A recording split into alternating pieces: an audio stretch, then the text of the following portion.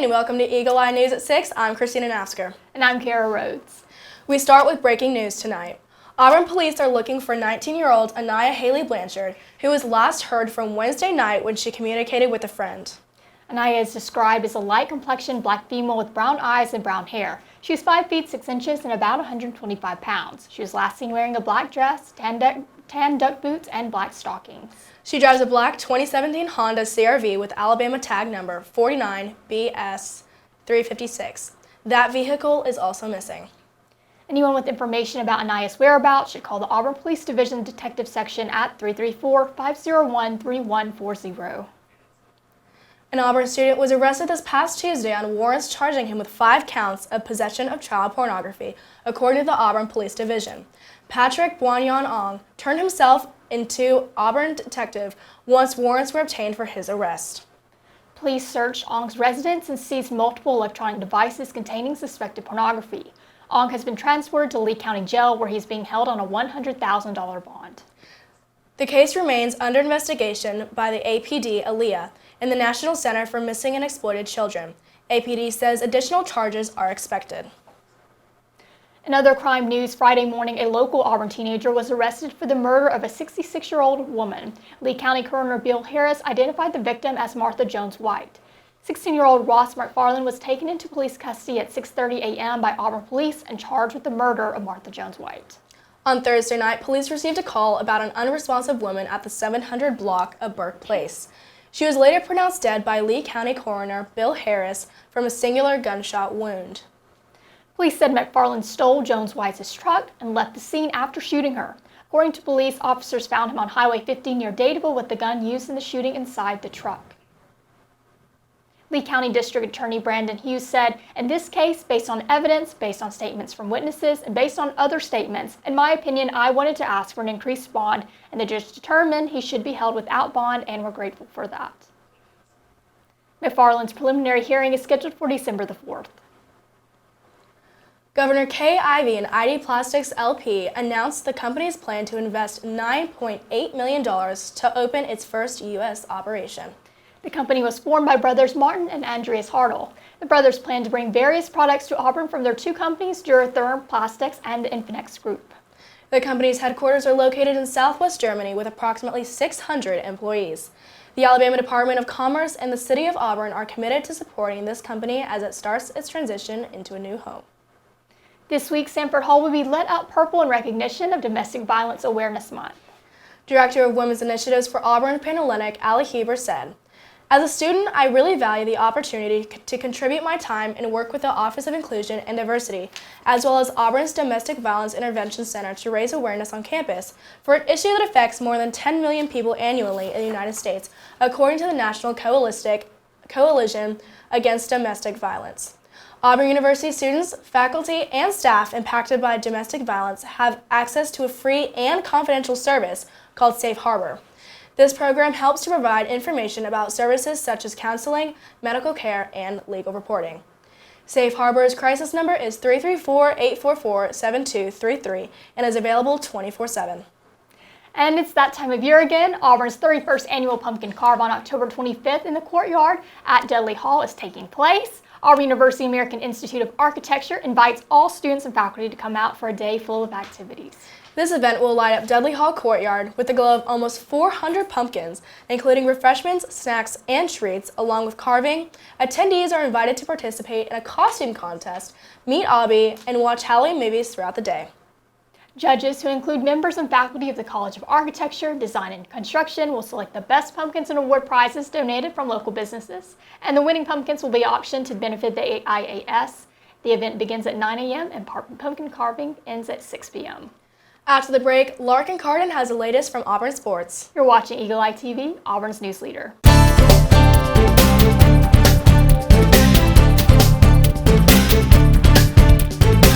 Welcome back. I'm Larkin Carden with sports. Auburn basketball's inaugural tip-off at Toomer's event was a hit Thursday night, with thousands of fans flocking downtown to see the exhibition games. The event brought the excitement of basketball season back to fans. Eagle Eye's Kennedy Gooden spoke to fans at the event.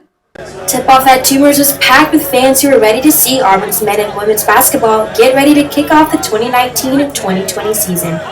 Eagle Eye interviewed students to give their take on why they were here, what they're looking forward to, and how far they think the teams will go. Oh man, I'm a proud alum, man. They went to the Final Four last year. Auburn's in a really, really good place in football. They're doing really great in sports. They're doing really great academically. Everybody's out here having a great time. And I'm looking forward to a lot of wins. I'm coming to a lot of games. I bought tickets. I bought my friends tickets. If anybody needs tickets, let me know. We're going to fill this stadium up. We're going to do it. To be honest, they really should have made it to the top two.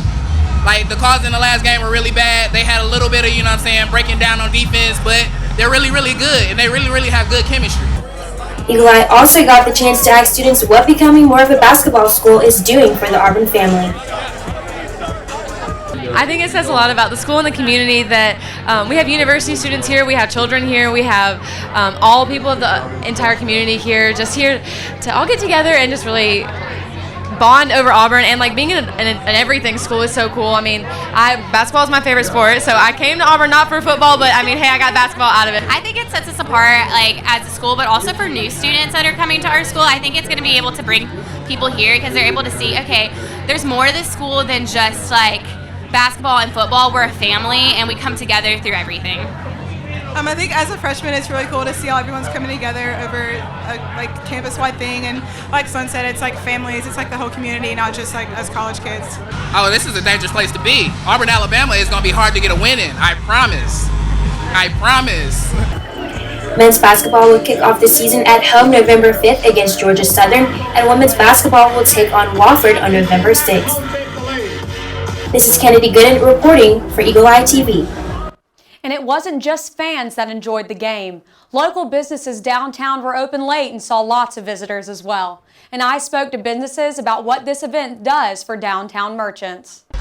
Downtown Auburn shuts down today to celebrate Auburn's basketball program. The second tip-off at Toomers will feature contests between the basketball team, downtown merchant discounts, and team introductions. I think it just brings people from around the community that wouldn't normally come downtown on a Thursday night, and so it just gives them an excuse to come downtown and enjoy an event all while shopping and enjoying the good deals that downtown offers. Well, it's definitely been like a slight boom. Like we were just talking earlier, that it's definitely a lot more traffic than a regular Thursday evening. Definitely a lot more people coming in, a lot more purchases than we normally see. You're normally quite dead at this point.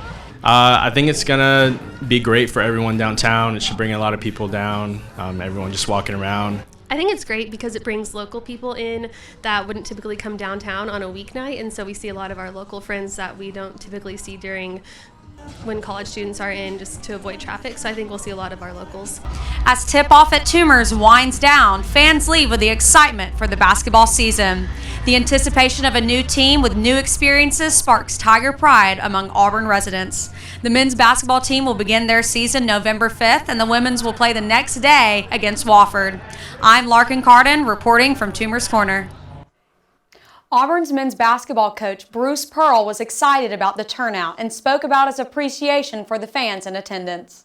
Man, I'm overwhelmed. I can hardly wait till our players get here in about 20 minutes. They're going to be flat out blown away by the reception. I know Coach Malzahn was when he just left the stage, and it's just something that we thought would be so cool to celebrate with our fans and our students and our Auburn family. Auburn tips off at home against Georgia Southern on November 5th. This past weekend, the Auburn Tigers went up against the Arkansas Razors, returning home with a victory. The Tigers are now ranked number 11. Head coach Gus Malzahn had to choose between a plethora of talented running backs without starting running back JaTarvious Whitlow. Malzahn gave the starting nod to senior Cam Martin, who made the most of his opportunity to take lead. The Auburn offense had a total of 7 touchdowns, 4 coming through the air and 3 on the ground. Auburn will go on the road to face LSU in Death Valley, where they have not had a win in 20 years. After the win, Malzahn echoed the fact that it's hard to win on the road. 20 years, that's a long time. It's hard to win on the road in this league, Malzahn said. We'll get back to Auburn and I'll flip the switch. The game can be seen this Saturday on CBS at 2:30 p.m. It'll be the Tigers' last away game of the season before heading home for the month of November. We'll be back after the break with more from events happening around campus. You're watching Eagle Eye TV, Auburn's news leader.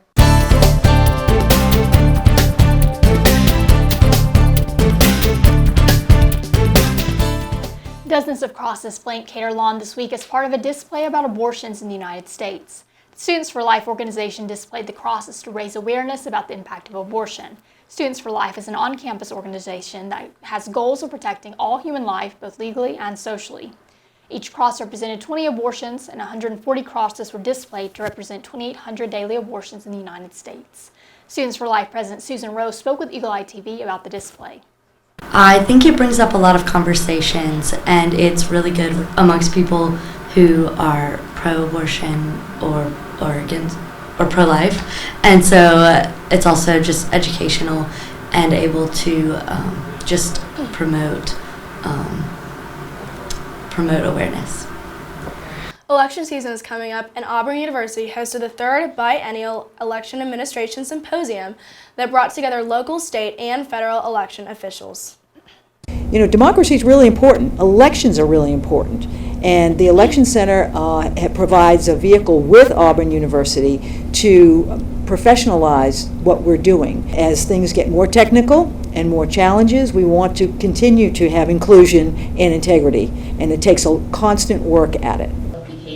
The university's public administration program has been working with the Election Center for over 30 years to professionalize election administration. Members of the School of Forestry and Wildlife Sciences Force, Environment and Wildlife Leadership, or FUEL Academy, visited Washington, D.C. in August, meeting with leaders from the U.S. Department of Energy, the Fish and Wildlife Services, and the CEO of the Society of American Foresters. The 12 students represent the first cohort to participate in the two-semester FUEL Academy, which prepares them with the leadership abilities necessary for critical problem-solving issues related to the management, utilization, and stewardship of natural resources. FUEL member Garbio Ripa said, "This trip not only helped us to gain a better understanding of what it means to be a leader in natural resources within public policy, but it also helped us form relationships with other students in similar majors." Qualified students in Auburn School of Forestry and Wildlife Sciences who are in good academic standing and interested in developing leadership skills are invited to contact the School of Forestry and Wildlife Sciences Development Office at 334-844-2791 or by email at sfw@auburn.edu. Auburn University's Harbert College of Business online MBA program is ranked among the top 10 in the nation. On Monday, October 14th, Poets and Quants, a leader in online coverage of graduate business education, announced that online MBA program is ranked 8th in the nation for the year of 2020. Associate Dean for Graduate and International Programs in the Harbert College of Business, Stan Harris said, "There is not a one-sized MBA candidate. Each student has professional and personal demands that are unique to each. We do not outsource out-teaching. Auburn faculty who teach in our full-time program also teach in our online program. Unlike some other programs which simply use voice-over PowerPoint for only assigned readings, our students see and hear faculty in front of a live MBA class or experience studio-produced content. They are with students throughout a course, providing content and interaction. Admission standards, MBA program experience, and student outcomes are among the types of methodology used to determine the rankings." For more information about Auburn's online MBA program, you can contact MBA Admissions Advisor Julie Vaught at 334-844-4060 or mbs@auburn.edu. The portion of road near 129 South College Street will remain closed through tomorrow for sanitary sewer-related road work. Both northbound lanes of South College Street from Thatch to Magnolia Avenues and the on-street parking in the area will be closed during the work. Traffic signs will be in place to alert travelers. Motorists are advised to exercise caution in the area while workers are present. And the City of Auburn apologizes for any inconvenience that this work may cause. Auburn students who use credit or debit cards to pay university e-bills, including tuition, should consider alternative forms of payment beginning in December. Payments to university e-bills made using a credit or debit card will include 2.85% processing fees. The university does not receive any portion of the fees. Auburn continues to offer several user-friendly methods of paying tuition, including checks, e-checks, and cash, which do not carry additional fees. If you have questions about credit card convenience fee or any of the payment options available to pay your e-bill, visit the Student Financial Services website.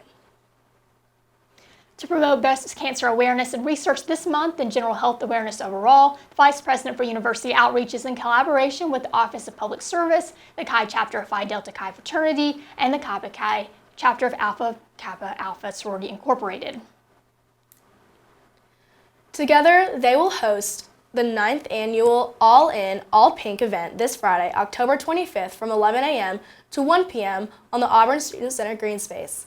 The Auburn Gospel Choir will perform a 15-minute mini concert before the 12 p.m. program. A group photo and tribute to survivors and victims will be at 12:30 p.m. For more information, visit the website at auburn.edu/allinallpink. After the break, we've got your Pet of the Week. You're watching Eagle Eye TV, Auburn's news leader.